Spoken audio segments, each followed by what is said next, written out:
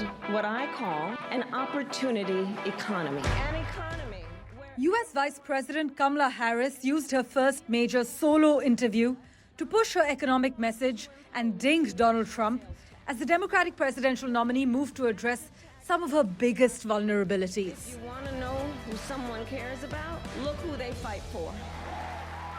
Harris's interview with MSNBC comes amid ongoing Republican criticism of her limited engagement with journalists.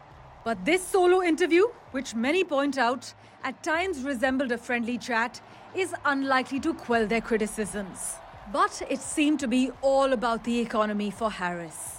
Bidenomics is working. Bidenomics is working. We have the strongest economy in the world. Our economy is the strongest in the world. My Build Back Better framework Our Build Back Better framework, to a steady and stable growth. stable and steady growth. We've come so far since my inauguration. Our country has come a long way since President Biden and I took office.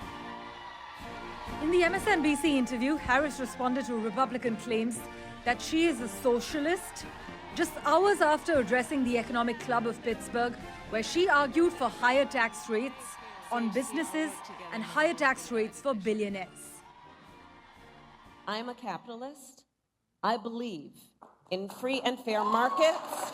The third pillar of our opportunity economy is leading the world in the industries of the future and making sure America, not China, wins the competition for the 21st century.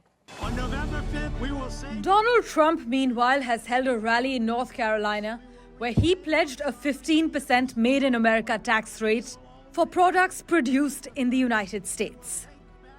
The centerpiece of my plan is for a manufacturing renaissance, which will be a 15% made in America tax rate. In other words, if you make your product in America,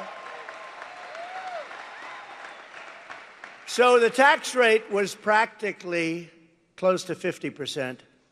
Some people would say 38, but when you added it all up, some companies are paying much more with state and local, much more than 50%. In this election, we each face a question. What kind of country do we want to live In in? a series of contrasting speeches, Kamala Harris and Donald Trump presented their visions for the US economy, particularly focusing on revitalizing domestic manufacturing. While Trump promised further tax cuts and trade restrictions to take other countries' jobs, We choose freedom.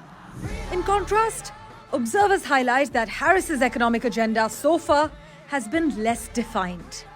Parmeshwar Bawa for NDTV World.